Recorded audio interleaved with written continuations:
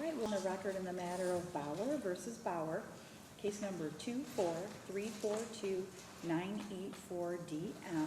Ms. Preketes, if you'd place your appearance on the record for us. Ms. Preketes, on behalf of the county. And sir, if you'd state your name for me. Luke Bauer. All right, and we also have Ms. Vicari here. Good afternoon, Your Honor. Erica Vicari, on behalf of the minor child. Okay, today's the date and time set for trial in this matter. Are we still unresolved, Ms. Preketes? Yes. All right, so we need to go ahead and proceed. Do you want to make any sort of opening statement, sir? You're not required to. Okay, all right. And Ms. Preketes, is there any initial opening statement you would like to make? Yes, just to give the court a bit of an understanding of why we're here today. The parties have been married since August of 2009. They're either parents of a 2-year-old. They went to school together, both very highly educated individuals. My client is a school psychologist.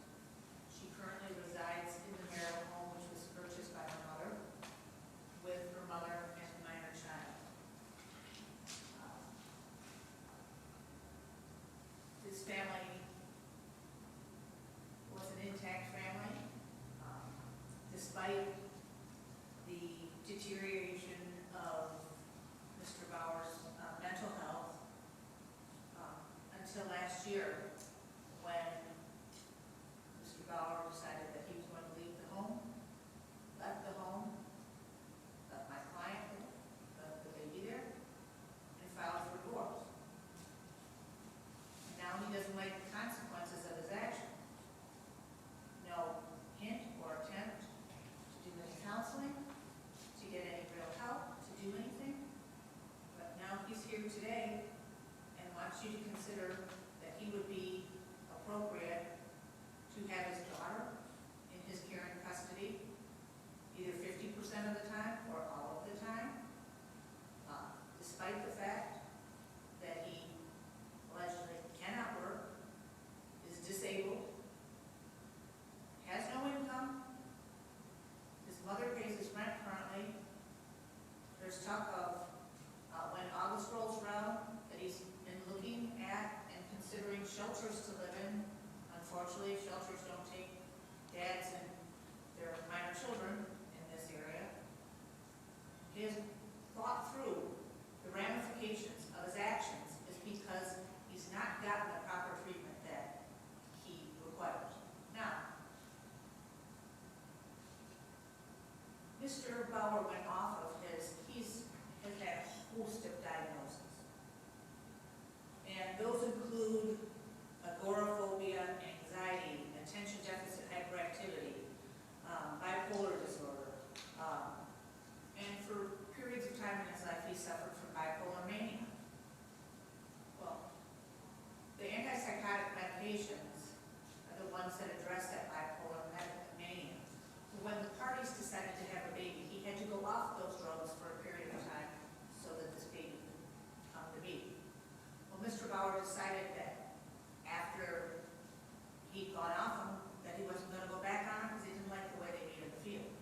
Now, he doesn't treat with the same doctor that he treated with who initially prescribed those medications. So he's got a doctor right now who is supposedly on board with, oh, he doesn't need those antipsychotic medications. Well, I'm here to tell you that my client, her mother, will tell you that Mr. Bauer is a different man when he takes those medications. Mr. Bauer can function properly in society, could get a job, although I think he's going to, if he stays disabled for a period of 3 years or more, he's indicated lately, then his student loans will go away.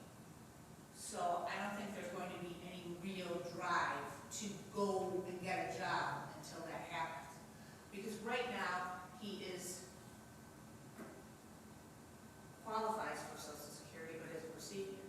He hasn't worked long enough to be able to receive Social Security disability, so he receives SSI, and I think the maximum that he's going to probably receive is around $1,000. My client and her mother have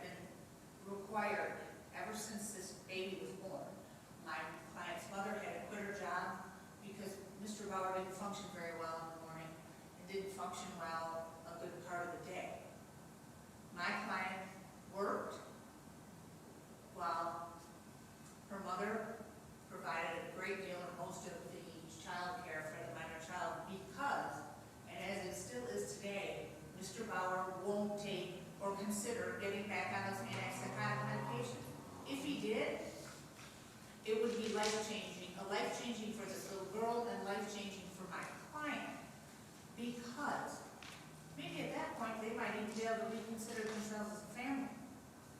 But right now, I'm looking at, and I'm showing you right here, which you'll have an opportunity, I'm sure you won't want to read, and I know Attorney Vicari is tired of looking at them. These are the AppClose messages that my client is bombarded with 24 hours a day. And this is just since this matter started, when the court ordered they utilize AppClose. I don't know how she works. Right now, during the week, he has their daughter with him in a good part of the day.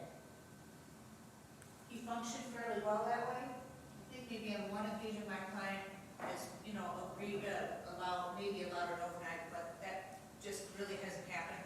He has her during the day, my client has her in the evenings and on the weekend.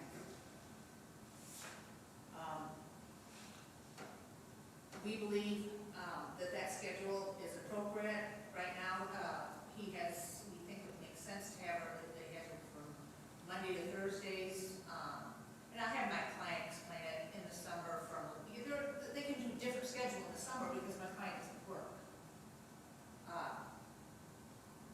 My client already take vacations, but I'll get all of that basic parenting information to you through my client.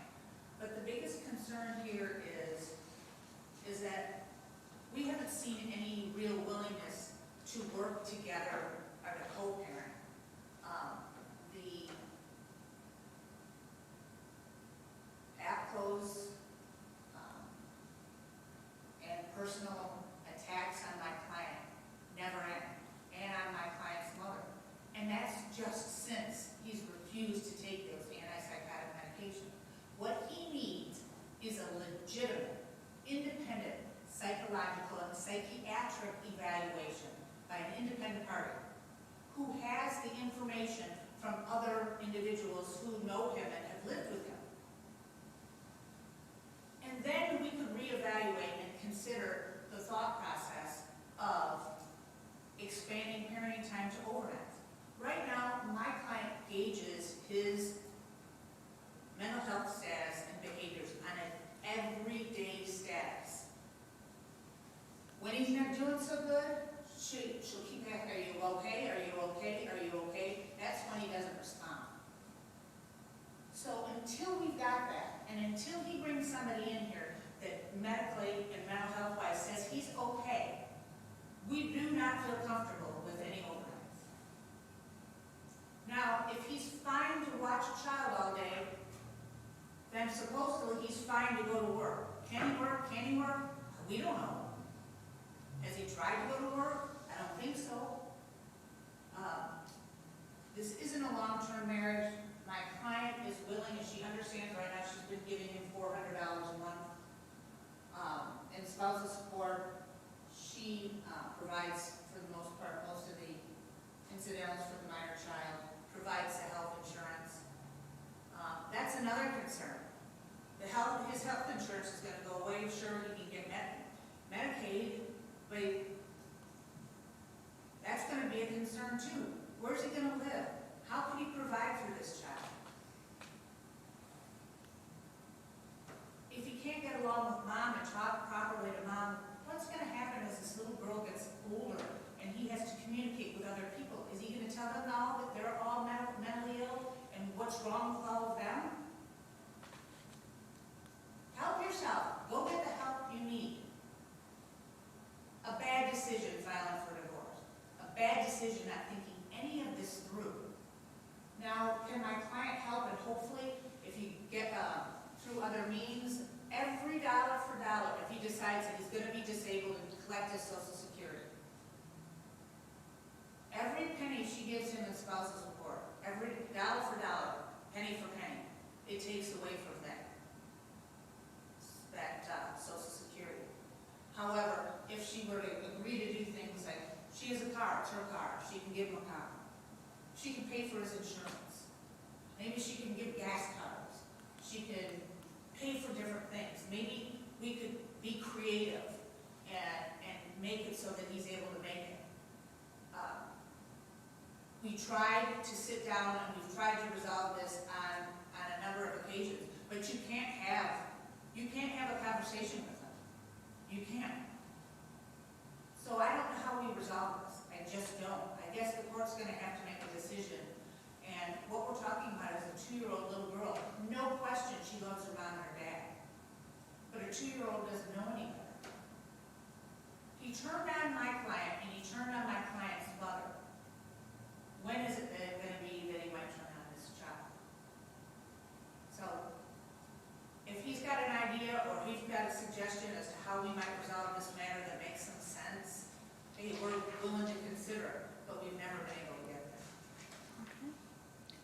All right, we have Ms. Vicari as our guardian ad litem, and usually I will have the guardian ad litem testify first, so that person can go ahead and be excused, and a lot of times it's a lawyer, so they have other things they need to do. So, Ms. Vicari, I'll have you come up to the stand at this time.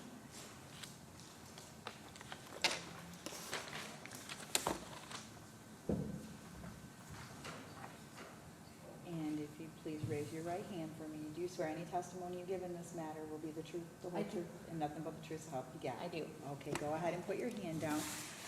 How do we, do you want to ask questions of Ms. Vicari, or just maybe let her give her a report? What are your thoughts? Whatever Attorney Vicari wants.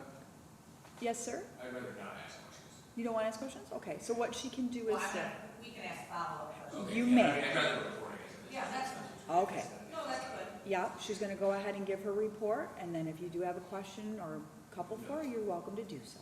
Okay, go ahead, Ms. Vicari. Thank you. So I was appointed on this case. I've had an opportunity to meet with Ms. Bauer, Mr. Bauer. A lot of my communication has been with Mr. Bauer on this case. I've obviously followed up with Ms. Bauer on some things too, but I have received somewhat of an overload of information, to be quite honest with you. Hundreds and hundreds of pages of AppClose messages. I have done my best to try to read as many as I can, but just for time purposes throughout my day, I maybe can pull out some highlights I think that are important, but I can't give a summary to the court on those 2 binders worth of AppClose messages. It's impossible. It's absolutely impossible. But I will say this, the parties here, there is a significant amount of communication between them during the day. I know that the court is a proponent of parents co-parenting and communication, but I do think that the level of it becomes a detriment to their relationship, because it's almost like micromanaging every single detail of what this child is doing, from sleeping to her stool on a daily basis, like multiple times a day. I mean, yes, is it great that parents can communicate about what the daughter is doing, but it's almost to the point to me that it's serving as a detriment to their relationship, because it's too much involvement from the other parent, when someone is exercising their parenting time.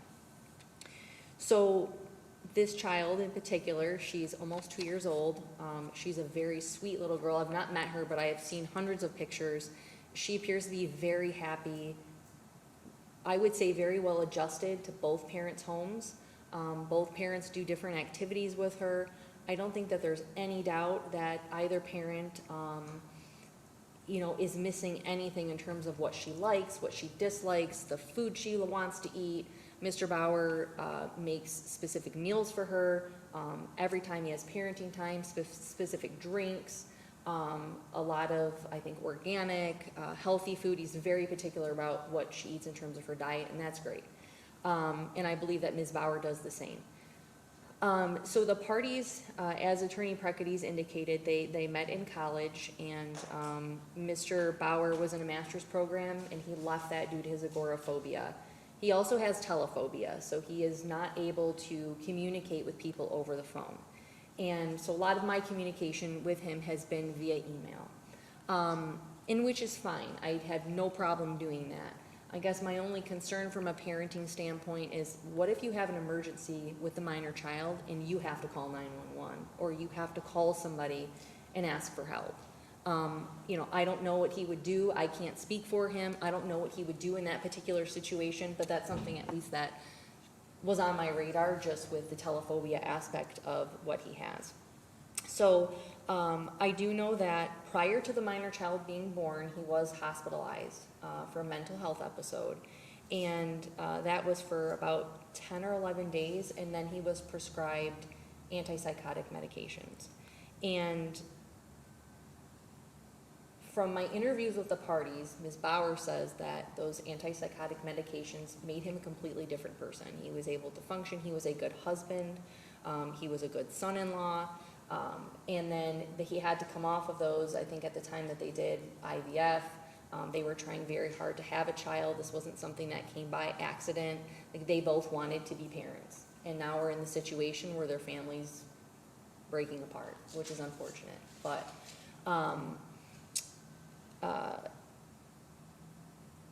since Mr. Bauer has been off of those medications, Ms. Bauer has reported that his behaviors have completely changed. And the court, I don't live their life. So I have nothing to compare what I see Mr. Bauer presently to how he was when he was on those medications.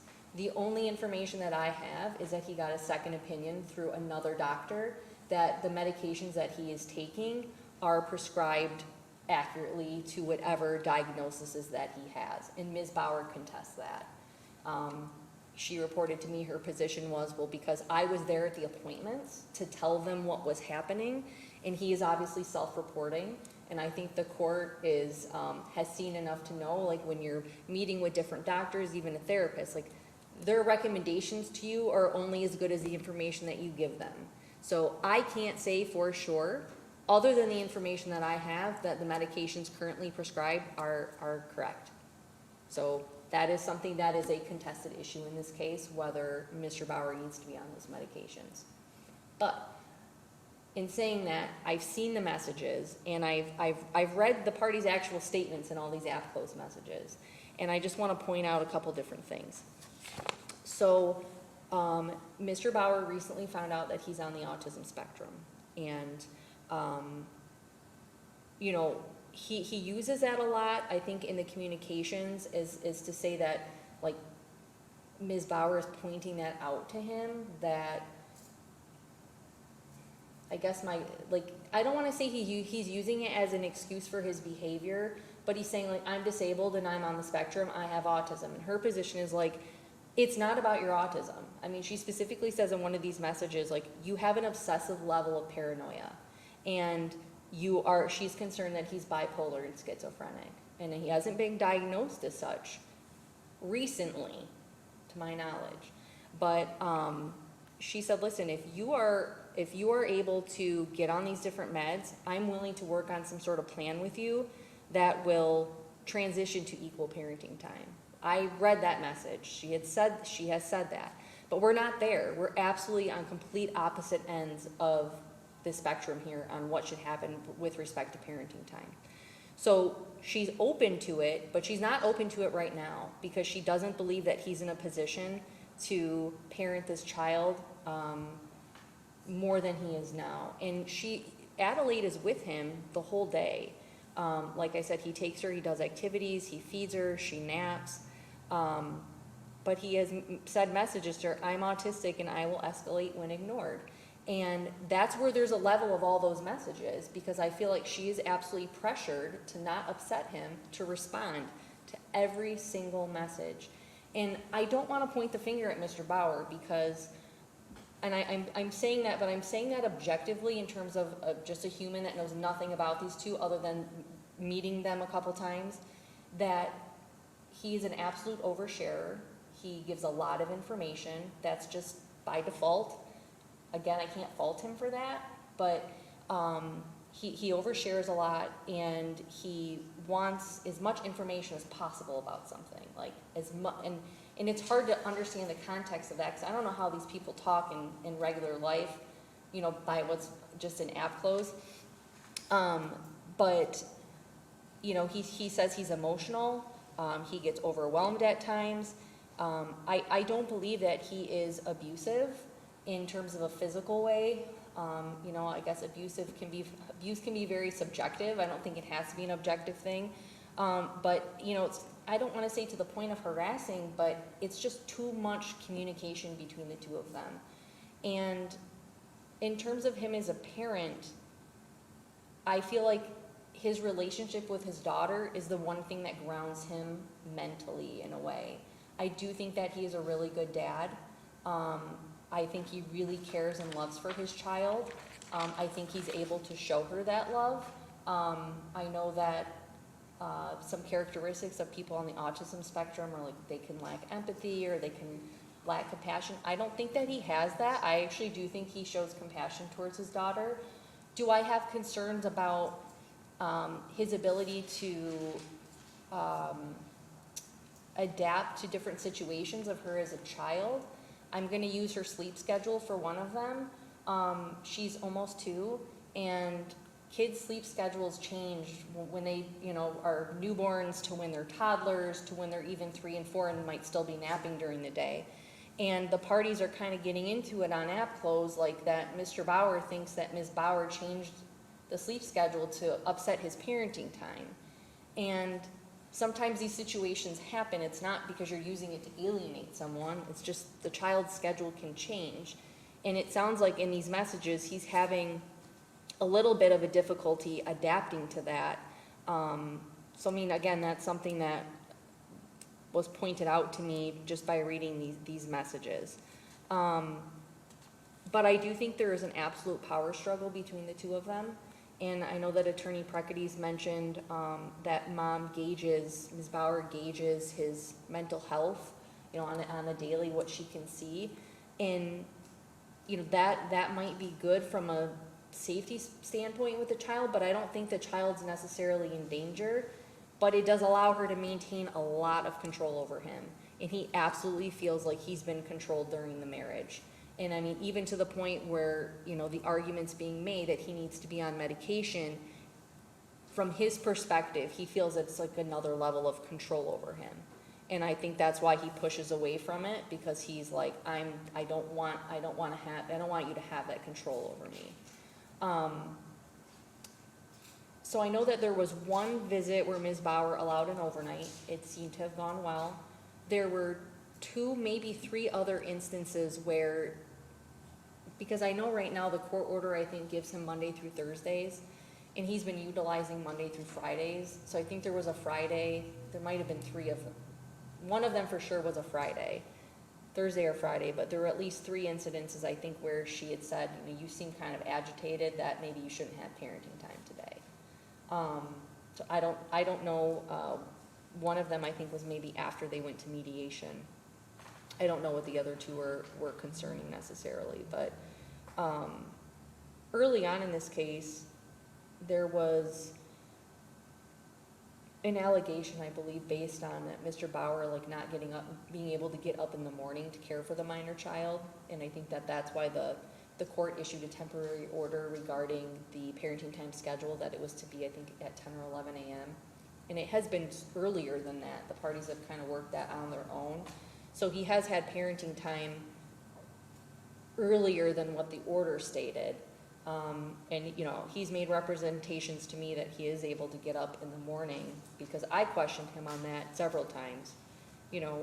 I know that your mother-in-law was the one that was getting up in the mornings with Adelaide. His position was, well, she just kind of took over and wouldn't let me do it. But there was some allegation out there that he was not able to wake up. And, I think the first time I met him, he said, well, I'm really not a morning person. And that sort of corroborated Ms. Bauer's statement. But I think down the line, he has said that he would be able to get up in the mornings to care for the child. So again, that's somewhat of another contested issue. I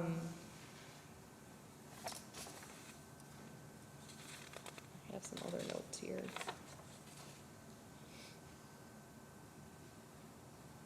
I think I just want to make it clear that I don't think that Mr. Bauer,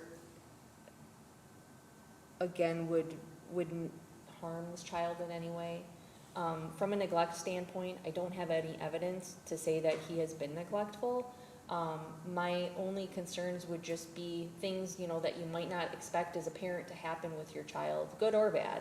and your ability to adapt and adjust to those situations that might be different from what you do on a daily basis. That is, I think, where my concern would lie with him.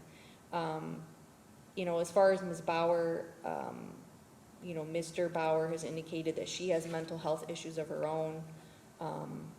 And there is that power struggle, I think, between the two of them. But he really feels that she's abusing his autism to try to usurp control. And I think the court's just unfortunately going to have to hear from both of them, because I don't know that it goes that far, but the court will have to make a decision at least on the parenting time. So do I think they can communicate with one another? Yes. Do I think that they can co-parent? Somewhat. Again, I'm just reading the most recent AppClose schedule messages, and this was just about the sleep schedule, and it was like they were going back and forth, and there was like incessant messaging about the child's sleep schedule being changed. I did talk to Mr. Bauer's therapist, and I just want to pull my notes from that, if I may.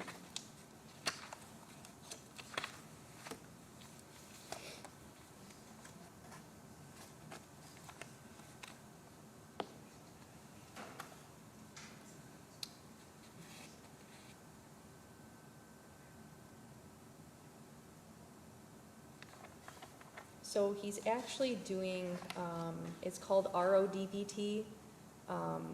His therapist says he's engaged in the material there. He does telehealth appointments.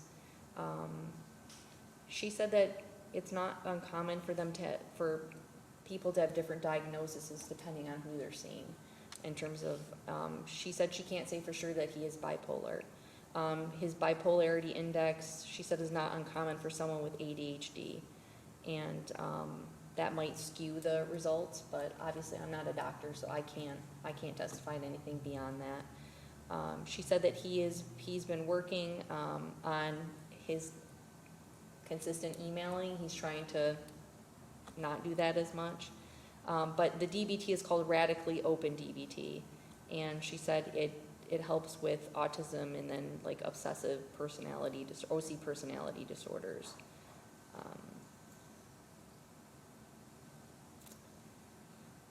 He's also seeing a case manager through community mental health, and they visit his house bi-weekly. So unfortunately, I think one of my additional concerns is for him is like he has lost a lot of his support, which was Ms. Bauer and his mother-in-law. I mean, they were a large source of support for him, and he doesn't have that anymore. And his housing could be at risk, which is obviously a concern too. I mean, looking at the best interest factors is, will he have a place to live with his daughter and be able to provide her with all of the needs that he's providing with her now, which is a roof over her head and a place to sleep and food and clothing.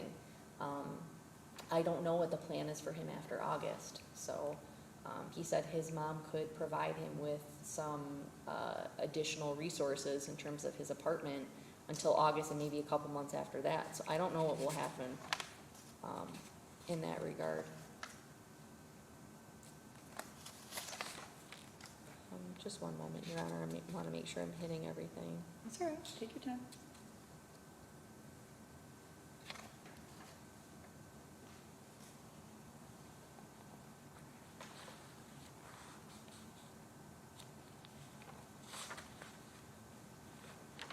I think it's important to note too, just the child developmentally is doing really well. She speaks in multi-word sentences. She's very smart for a 2-year-old. She's meeting all of her milestones. So, I mean, obviously the time that she's spending with both parents, that's been beneficial to her in her development, which is important. They have a no TV policy, which I think is great for kids that age. And I do think that there's an equal bond between the child and both of the parents. No TV at all? I think they give very, very little, very little. It's very unusual. Not often at all, yeah. All right. I'm sorry. No, I it's okay. interrupted. My apologies. I don't know that I have anything else to add, unless the lawyers and Mr. Bauer feel like they want to ask me any pointed questions. There's just so much information on this case, it's kind of hard to summarize it so concisely. So I try to pick out the most important parts, I think. Okay. Mr. Bauer, do you have any questions for Ms. Vicari? It's that I see my case manager bi-monthly and my therapist bi-weekly. That's the other thing, twice a week. So that's slightly different. Okay. That's all. Any questions, Ms. Preketes? No question. Okay. Erica, Attorney Vicari, how often would Mr. Bauer contact you? I mean, there were like consecutive days I'd hear from him at least once a day, or if we had an email thread, it would go, I don't know, sometimes 4 or 5 days, and sometimes multiple times a day if I responded often. It's Probably right more here than any other GAL case I have. Yeah, these conversation logs, book 1 and 2. Would you understand, if I told you that these started on September 16th of last year? Yeah, I would believe that. I was honestly surprised there wasn't more, to be honest with you. And the reach out is not, would you agree, is not my client constantly contacting Mr. Bauer?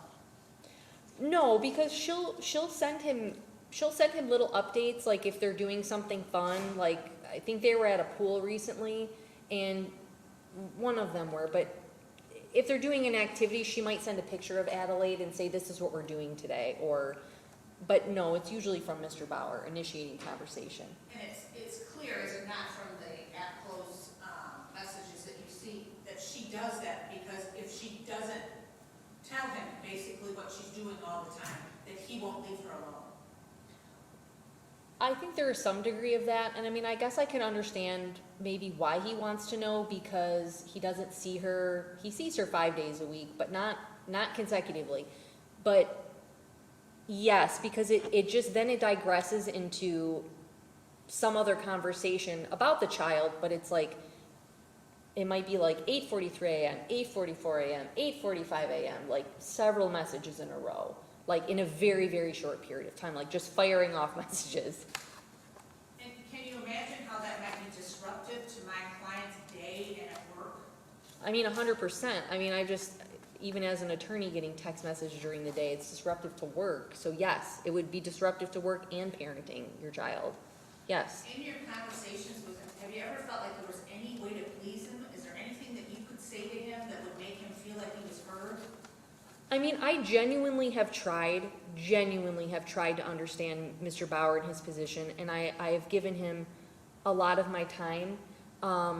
But, you know, it's a little bit hard to communicate sometimes via email, because he's asking me, I don't understand, you know, what your position is, and I'll try to explain something, and then it kind of goes into something else, but I don't really know what he wants. Other than he wants to be an equal parent, he doesn't want to be written out of this child's life. And he's been told that that's probably not going to happen. I mean, he's been a parent, so. Well, based on his communications with you, do you get the feeling that he somehow feels that you're working against him? I think he thought that, yes. I mean, I think he thought I was against him, and I've made it very clear in understanding him. We've done Zoom calls, we've exchanged emails, that I'm only pro the child. I'm not anti him or anti Ms. Bauer. I'm not. So you're aware clearly of the fact that he's got new therapists and psychiatrists that he's dealing with that he didn't have before, correct? Yeah, absolutely. Yes. This autism diagnosis, that's a new one. This is newer, yes. I think from the end of last year to the beginning of this year, because he had to wait several months for the eval. And were you aware of the fact that the parties were going to counseling and trying to co-parent, but it was discontinued because of Mr. Bauer's abusive behavior during the sessions? I was aware of that. Wouldn't you feel more inclined, wouldn't you have a better feel for this, or be more comfortable with making decisions with regards to parenting if he had a completely independent psychological and psychiatric evaluation where those individuals were getting all of the information? Yes, and I mean, there would have to be cooperation from all parties with that, because again, self-reporting can go a different way depending on how much you report. So yes, I mean, I think that could be helpful. Do you recall a time when Mr. Bauer talked to you about bringing a gun? Yes. Okay, let's talk about that, because I know at the time that you were concerned about it. Can you tell the court about that? I can. So, to some degree, I almost feel like this was somewhat of my own misunderstanding of Mr. Bauer at the time, okay? But I had emailed Attorney Dawes, who was mediating the case, of what I believed were the objective facts. And Mr. Bauer saw it the morning of mediation, and he believed that I said that he was violent. I never once said that in my email. I objectively was stating what I believed the facts were. But I never said that he was abusive or that he was violent. And I was supposed to go to his house to do a house visit after the mediation. He was upset about the email that I sent to Attorney Dawes. And he made some sort of comment in an email, like, if I'm so, like, violent like you say that I am, then what if I had brought a gun to mediation? And at the time, that did concern me. I messaged him back and I said, like, I do not feel comfortable coming to your home to do this house visit. I will do it on Zoom, but I'm not coming to your house. And after that, he has apologized multiple times for this, and I genuinely believe his apology. I don't think he would bring a gun to mediation or anywhere else. I truly don't, but at the time, his statement did concern me to the point, like, I actually was, like, ordered by my partner not to go to his house. Like, I was not even allowed to go there. So, and I didn't feel comfortable going, but I think we worked that out after the fact. I don't think that he's violent. I don't think he would bring a gun anywhere. But those types of statements, you know, are usually taken seriously in this world we live in today. You're aware of the fact that there's been a history of, when you went to the hospital, assaulted my client. You're aware of that? Yeah, she reported that to me. Do you have any concerns about his using marijuana? I received a picture from Ms. Bauer that actually was not, Mr. Bauer took the photo, and I think it was uploaded to AppClose, like, in his house, and there was marijuana, like, there was marijuana, like, basically within reach of, like, where the minor child is in this area. There was his it was on a desk or a table or something like that. Do you think that marijuana is a good thing for somebody to be utilizing who's prescribed all sorts of other medications? I don't think any type of drug is appropriate to use when you are taking controlled substances like mental health meds. Nothing. I don't have anything for me. All right. Thank you, Ms. Vicari. Thank you. Appreciate it. Thank you. Ms. Preketes, I was going to ask, are there any, I know she was just giving her report, but are there any witnesses that might need to be sequestered until it's time for them to? No, I'll go outside. Yes, you can, yep, there are 2 rooms off the courtroom, and yep, and when we're ready for you, we'll definitely bring you in. Anybody else, Ms. Preketes, that needs to be sequestered? Do you have any witnesses with you today, Mr. Bauer? You do not? Okay. All right, thank you, Ms. Vicari. I may be excused. You may be excused, thank you.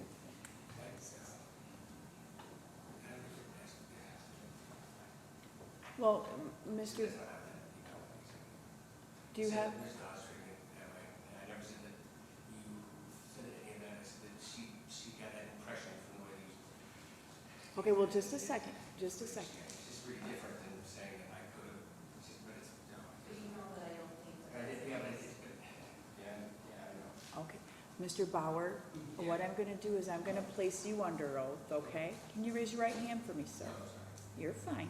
Do you swear any testimony you give today will be the truth, the whole truth, and nothing but the truth, so help you God?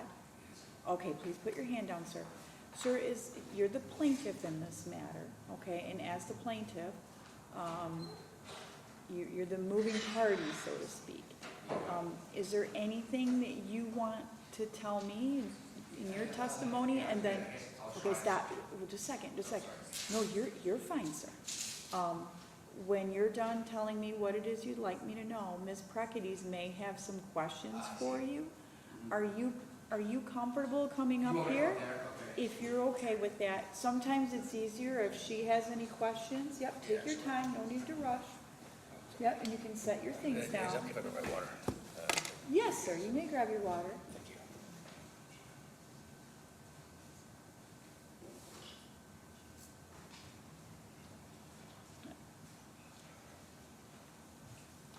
Okay, and that way, when you're done telling me what you'd like me to know, Ms. Preketes may have some questions, but it's just easier for her to. Yeah, should I do that now or later, or do? Well, I don't know how what it we're gonna works, do right I now guess. is I'm gonna hear from you on Okay. what it is you'd like me to know, okay? know what that is. And then, like I said, Ms. Preketes may have some questions for you.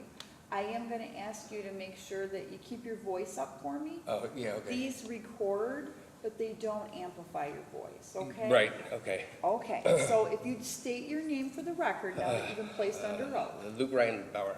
Okay, so Mr. Bauer, this is your opportunity to tell me what you would like me to know, sir, okay? Okay, And take your time, okay? There's no rush. okay,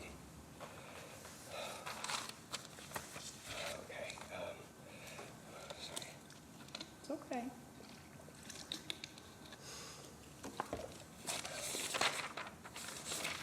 I assume you have no problem, Ms. Preketes, if he's referring to his notes? Okay. Okay, sorry. No, just take your time, sir.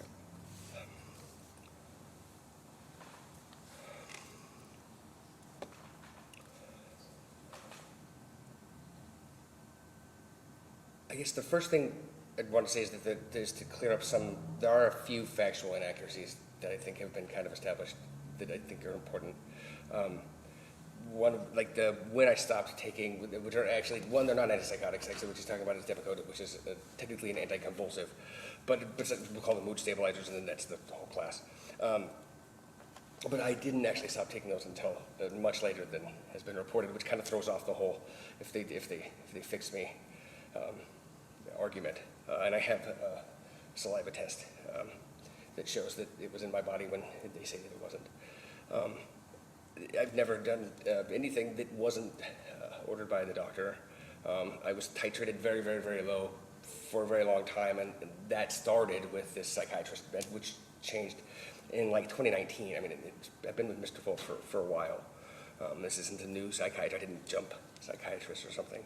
I take those medicines very, very seriously. The bipolar is important because it explains then why. If I'm fine now, or if it makes sense now, why am I not later? It's important because it allows for you just to hold I have a communication disability. It makes it difficult to communicate. It makes it almost impossible to understand other people's mental, position that's really, really different from mine. So it makes it really easy to say you're going to talk about something, and then not talk about it, and then kind of just keep that going. And then when it's months and months, it's yeah. But that was like in 2013 when I was hospitalized, regardless of whether or not you think it's exactly that I was aggressive or not. But it was a very, very long time ago, and there's been nothing like that since. And I had supervised visits right afterwards. I mean,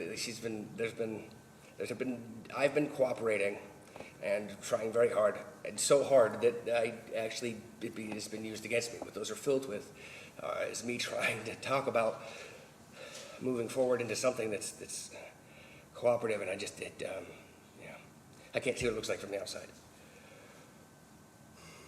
But yeah, that would probably be it, I guess. And then there's the whole thing about she just kind of forced me out, and then the argument is, well, you're too poor, and it's a fair argument, I guess, but it's also literally it's self-fulfilling prophecy, and that I'm trying very hard and doing the best that I can, but there isn't a lot.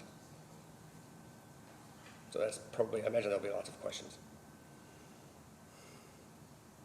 Is there anything else you'd like to tell me? Well, I've been very, very honest, and I am very, very honest all the time. So I don't lie to doctors, I don't lie to anybody. It can be a problem, obviously, and that it's too much. But you can tell me what the limits are, and then I will generally follow them. A lot of that is actually me trying to talk about how we should do this, how we should actually, what do you want? I mean, it was asking over and over again, which is obviously, looking at it now, kind of foolish, but yeah.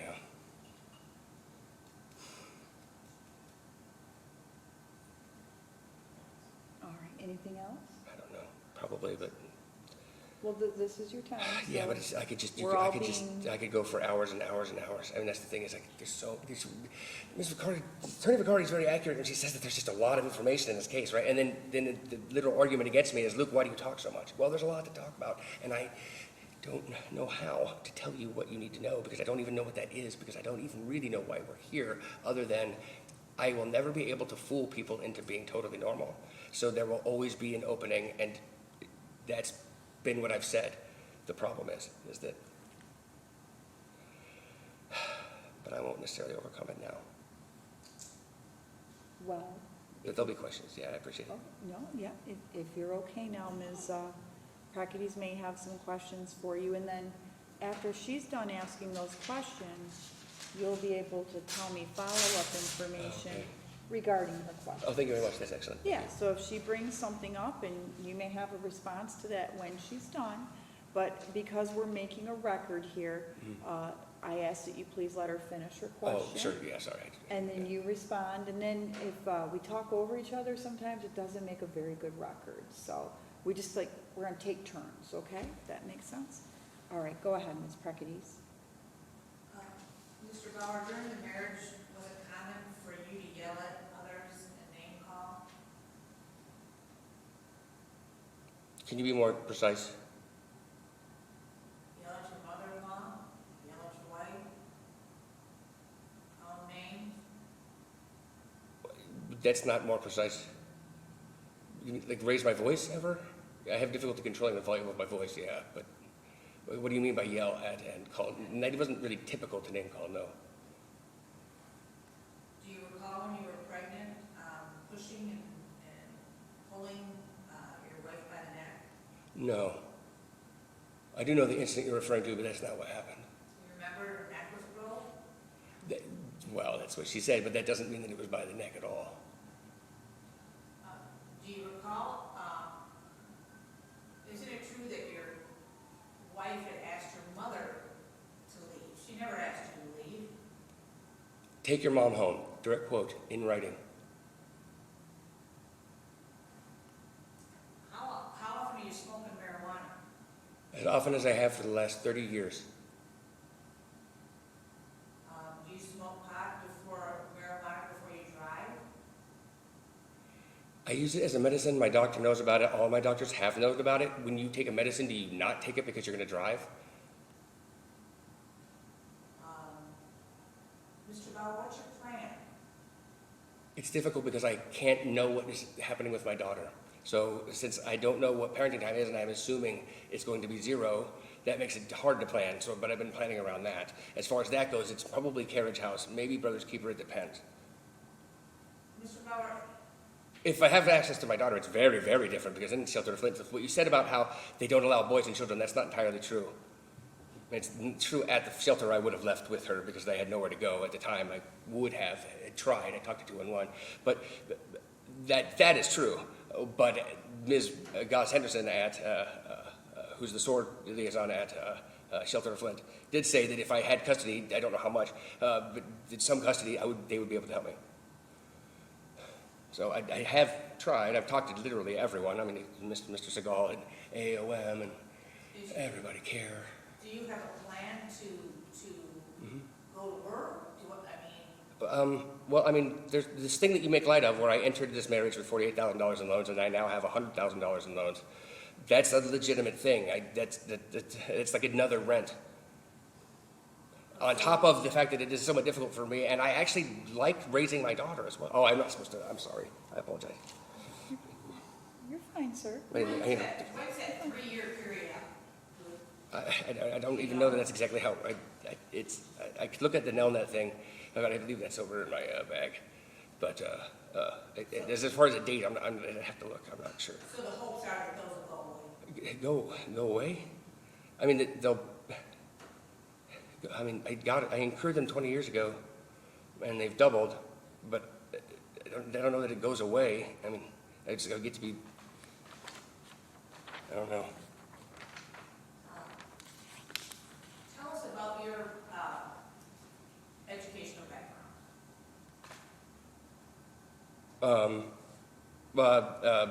I went to high school in Terre Haute, Indiana, Terre Haute, South Vigo, with an honors diploma, and then to college at IU, where I had a BA in psychology with a minor in history and I think almost art, maybe I can't remember, maybe not. And then I've all stayed part of like 3 different masters, I think, most of the counseling one. But then it gets harder with, I didn't know I was autistic, and I couldn't understand why I was freezing. And then got into mycology and stuff instead, and still couldn't go. So this autism diagnosis, is that the latest, is that the newest diagnosis that you have? That would be, yes, the newest, yes. When was that diagnosed? I mean, see, that's the weird thing about diagnosis. Depends on who are you talking. So like Mr. Foltz still probably wouldn't even have it on his list. That would be just from Dr. Williams. So which would have been, I mean, as far as when he actually gave me the 16th, so very recently, I suppose. But it's just, that doesn't really count because they're not. I'm going to have to probably get another one. The 16th of May? Oh, this month. Yeah. June? Yes. June 16th? Mm-hmm. All right. Like as far as the actual, here's your report. Do you understand how difficult it is for your wife to work and respond constantly to your AppClose messages? No, A, she most of the time doesn't have to respond and doesn't respond. And B, many of them are not actually when she's at work. And C, we could do this very, very differently. And I would be fine with that. I don't understand. No, I don't. I haven't. I don't have any other questions. Is there anything else, Mr. Bauer, that you would like to say to me, or as it relates to questions that Ms. Preketes asked? I don't know what I was supposed to do differently, really. Well, if she just asked you some questions. No, I mean, like, in general, there's this expectation. I'm being judged. Well, you but I both- mean, it's fine, but I In don't know what I'm essence, supposed to you actually both do. are. In No, essence, we're you not. both are. No. Yes, you are. Well, Because I then- have to judge both of you, so to speak, to make my decision. And I want to hear from you and hear any information that you feel that I should know. Well, it's not just me. They say that she has ADHD and stuff, but nobody asks about any of that. But why is it just me that gets asked about? Let me ask you this, and Ms. Preketes, if you have any questions based on mine, of course. Okay. Well, I'm gonna ask him. Okay, so, Mr. Bauer, and you just told us that you were diagnosed with autism on June 16th. This of would have got this- the funny, yeah. Okay. Yeah, sorry. Do you have any other current Oh, diagnoses? yeah. Okay, what currently? Generalized anxiety disorder, panic disorder with Okay, well, you agoraphobia. gotta slow down, because I don't sorry. write that Apologies. fast. Oh, Okay. apologies. So you have autism, and what else is it, It sir? would be, ADHD is probably Okay. the primary one usually. 'Cause it's like- ADHD? Yeah. Okay, sir. And then, how long have you been diagnosed with Oh, that? diagnosed since like 5 or 6. That's when I got tested. 5 or 6 years Years ago? old, yeah. Years old. Oh, 5, Sorry. 6 years old. Years of age, yeah, sorry. It's Okay. very obvious when you're little. That's, the Okay. neurodevelopmental, I've always been, that's the thing about it, neurodevelopmental stuff, it's pervasive and it's always, it doesn't come in and out. It just, I don't, yeah. You have it, you have it. Sort of, but the thing with blind spots is you don't know you do, so you think you're doing the wrong, you think you're fixing the stuff until you're, yeah. Okay. It's So frustrating. What else in addition to Oh, the ADHD? So panic disorder with agoraphobia. You said panic disorder? Like a panic disorder? Okay. Yeah, So that's its name. panic disorder Yeah, which, with agoraphobia. Okay, just a second, I'm taking notes here. sorry. No, you're fine. it's a I very just, long- I don't write that fast. Yeah, when I could go, okay? there's historically even more.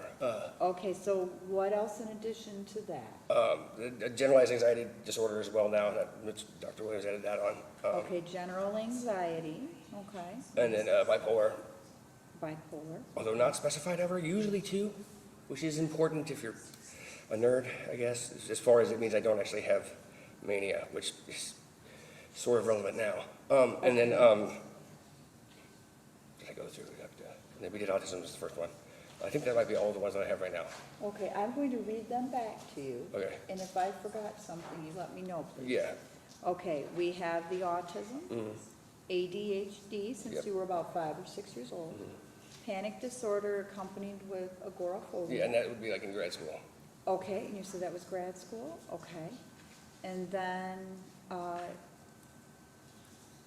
general anxiety, Yeah, and that's sort of just, that's newer, kind of to explain my Okay. behavior now. And then the bipolar came around with the hospitalization.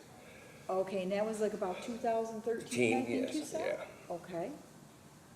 Okay, so my next question is, what, are you currently on any medication? Oh, yes, yes. Okay, can you tell me what Yes, medications you're yes. taking?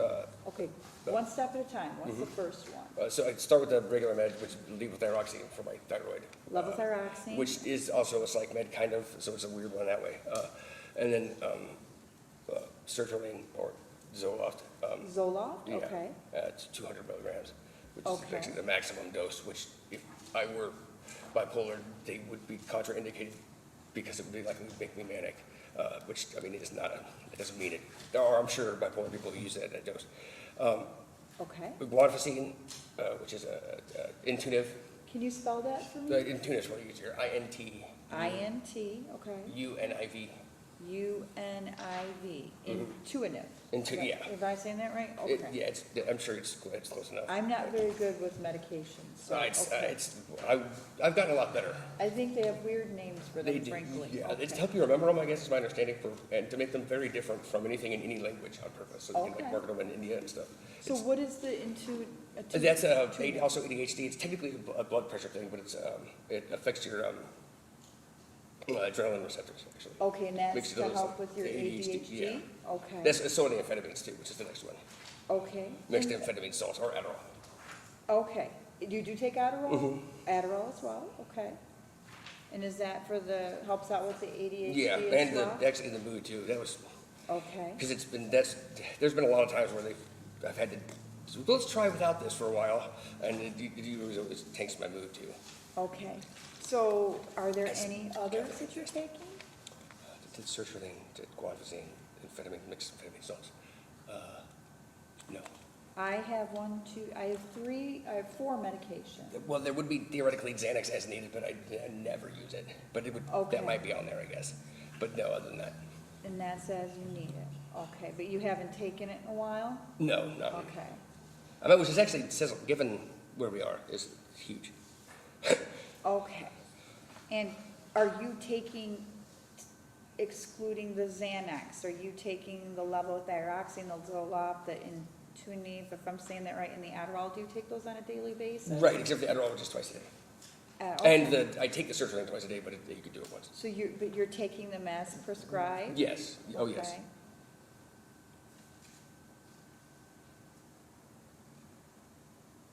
Okay. And you said you treat with a case manager and a therapist? And a psychiatrist and stuff, but like, because they wouldn't be able to do it without And I that, think but- you said one of them you see bi-monthly? Twice a month. One I see every like 2 weeks is my case manager, Mrs. Zavosky, is like every 2 weeks. And then, but I text her sometimes and it's, oh gosh, which I probably do her too much. Yeah, I do. Oh man. If you need to communicate with her, you can? Okay. Yeah, I text her and I'm probably harassing her Okay, too. that's all right. Okay, don't get upset, okay. And then you said every other month you see, No, twice a week. no, I mean, there was another individual, I think you said, So the case manager is every 2 weeks, Okay. twice a month. And then my therapist is twice a week. okay, your therapist is twice a week. Yeah, Okay, yeah, because I have like modules and stuff. If I was okay. doing the full thing, there'd be like, we'd have little groups we'd meet in and stuff, but. And you get along with your case manager and your therapist? You feel like you have a good relationship? Mm-hmm. Yes, yes. Okay. You feel like they're helping you out? Yes, Mr. Dowd's in California, but when he gets back, his daughter lives there, but when he gets back, he's sore, and that's very exciting. So, Okay. that has a lot to do with housing and stuff too. Okay, so right now you're living in an apartment? Mm-hmm. Okay. And there's been some talk about maybe after August that might not be a That's just possibility. when I haven't, that's been always true, I guess, since my mom told me that, because she was just kind of like, but initially it was just, well, I was, reacting, basically, like, oh, okay, now what? And then it was trying to get back to see her again. And it just, get into any place that, and then you have to have 2 bedrooms, I guess, which turned out to be for no reason. But it just is what it is. She can't afford it after that, which is understandable, and wouldn't anyway. Mom's not my best friend. Okay, so mom can help you out? Has been until then, I guess, Until yeah. August. But I have, I've been saving my spousal support and stuff, so I can, and then it's just, but Okay. there's a lot of, so much up in the air after. Today's like a black hole, like there's an event horizon, and then you can't see beyond it. Okay, we'll just. No, I'm sorry. I'm not here to stress you out, okay? No, it's I'm just okay. here to I get some apologize. information, okay. So mom can help until August, Mm-hmm. okay? And then after that, now, are you currently receiving Social Security at all, or I'm no? currently fighting them.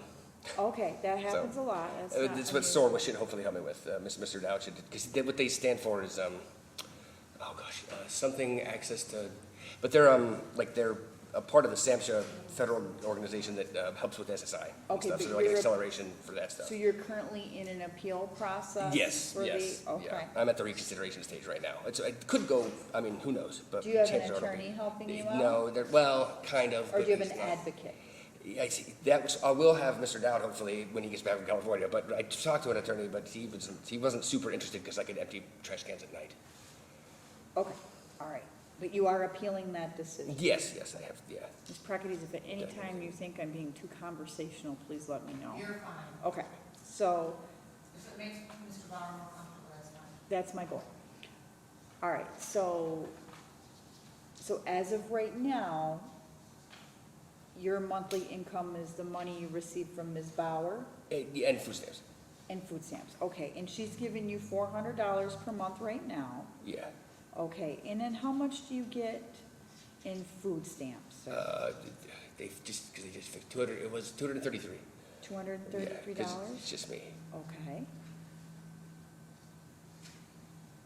Do you get any other cash assistance from the state of Michigan or No. anybody else? No, because 400 is too much. Okay.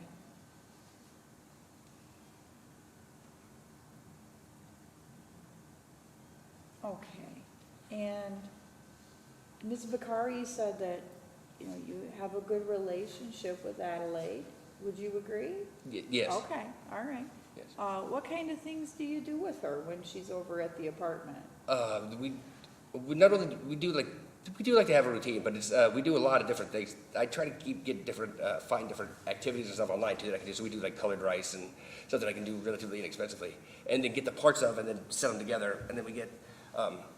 But like recently we've been doing swimming more because the pool sort of at my apartment complex is on its last legs. So I don't know that I really don't know the day to day when it'll be available again. So we've been trying to use that when it was hot enough. But you do take her swimming? Yes, we just did. And then we used to like to go before the fires. We would walk every day if we can, even when it's cold. Go for a walk? Yeah, Okay. and because there's and we go out into the woods and there's this little creek, well, it's a pathway, but it's actually right by the Davison Township Police Department. But we always go outside for some kind of, she was going on a kick where she would go up and down the stairs, because my apartment has 2 levels and stuff, and it was really good practice, but now she's a little bit taller and I don't think it's exciting. And then sometimes we'll run into other people that are walking around or whatever, and we'll kind of practice talking to them, and things like, she gets kind of nervous and doesn't want to, now she's getting better about waving, but. Oh, about waving on? Yeah, well, she would just kind of stand and look at people, and especially older people would really oh, you're so, she's very adorable. And She sounds like it. She really is. All right, and it sounds like you live in Davison? Yes. Okay, you live in Davison, and, okay.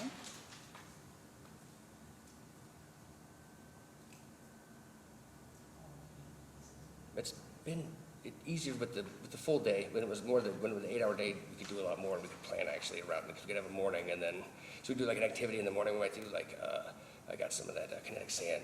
So you're Stuff saying that's the a coolest. longer day That's when we helps had, out. what's what we had for the long, because it was, until the couples counseling they talked about, that was when it got expanded out to full, what I think of as full babysitting, which is 7:30 to 7:30-ish, 7:30 to 3:30-ish, depending on when Catherine's done. And then all the week, basically, whenever my wife is at work. And that was much better because we didn't have to work around.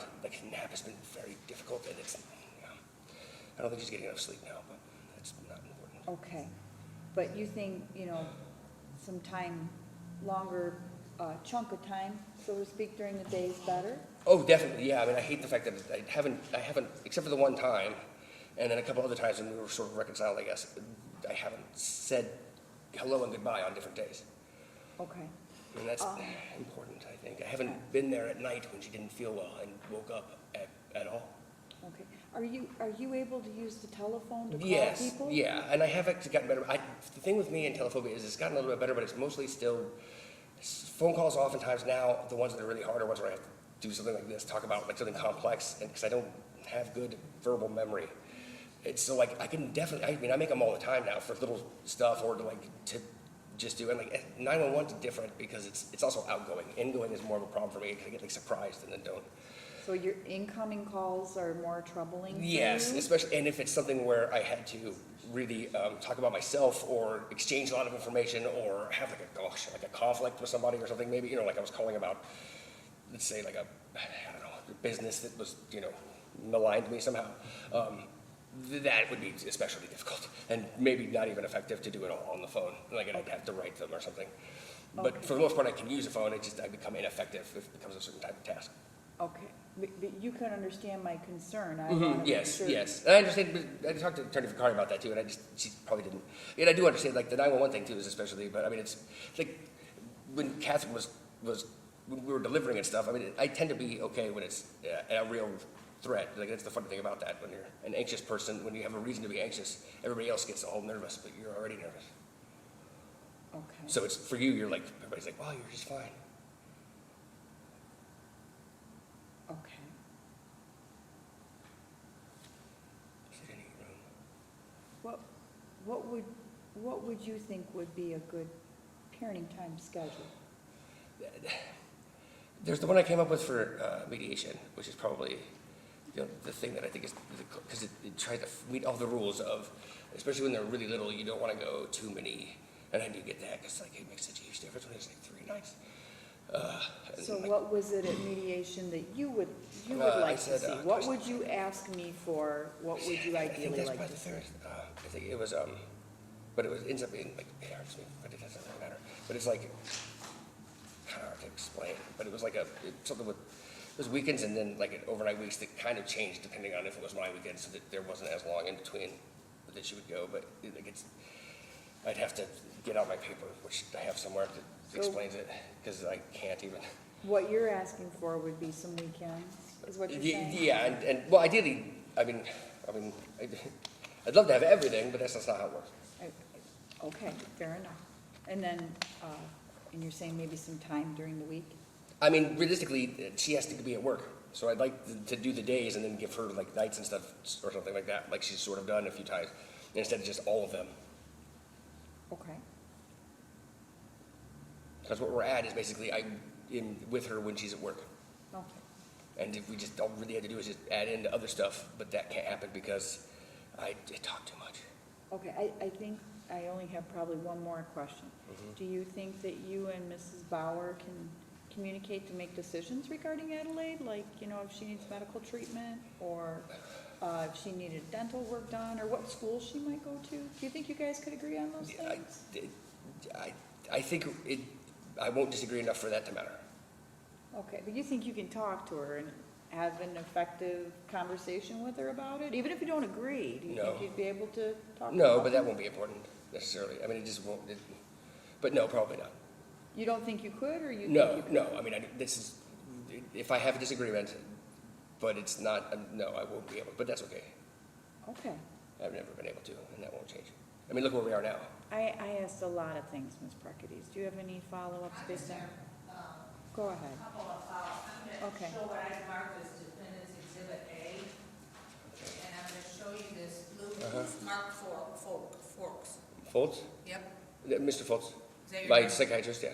Okay. Is there anything about the bipolar things that you're gonna write Yeah, down? do you remember That's what I said. filling this out on when you, for social My security? DBT thing? That's actually my loans, that's not social security, but, Okay, or to forgive. and I your didn't loan? fill it out, he did.